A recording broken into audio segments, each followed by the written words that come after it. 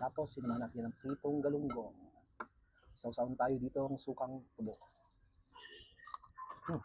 Hmm.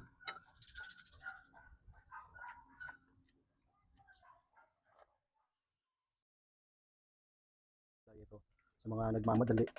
Yan, ganito lang yung lulutuin natin mga kapares. Sibuyas, luya. At sama natin yung ating pang-twist natin, yung mais. Tapos samahan lang natin yan ng shrimp cubes. Kalahati lang yan. Tapos lalagyan na rin natin yan ng patis. Tapos tatakpan natin yan, pakukuluin lang natin. Kapag kumulo na at malambot na yung ating mga mais, yan, saka na natin ilagay yung mga gulay. Tapos samahan na rin natin yan ng okra, pati na rin yung ating yan, patola. Kabalto natin yan. Tapos paibabaw na rin natin yung ating yan, saluyot. Yan lang yan mga kapares, kabilis. At hayaan lang ulit natin yung kumulo hanggang sa maluto yung ating mga gulay. Ganun lang kabilis. At pagkalipas nga ng ilang minuto at kumukulo na, at ganito na nga siya mga kapares, luto na to. Kaya, ang panginintay natin. Amen.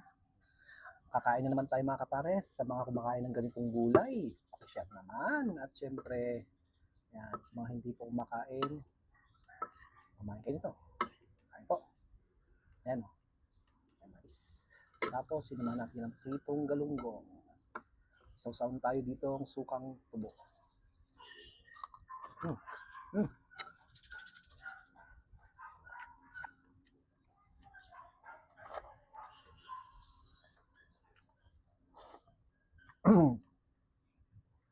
Masaya na ako sa ganitong ulam. Sigurado hindi naman lahat makain ng ganito eh. Dahil ayaw nila madulas. Yung okra.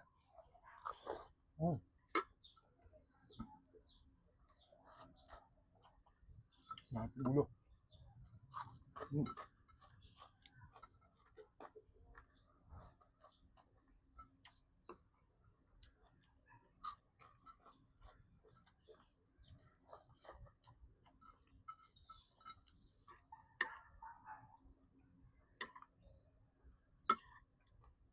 Nanginig na ako sa gutom.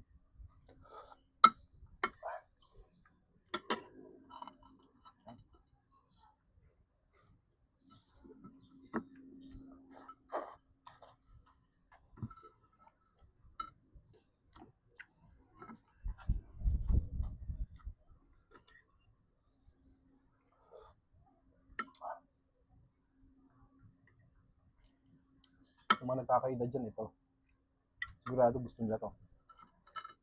Dahil yung mga nasa probinsya.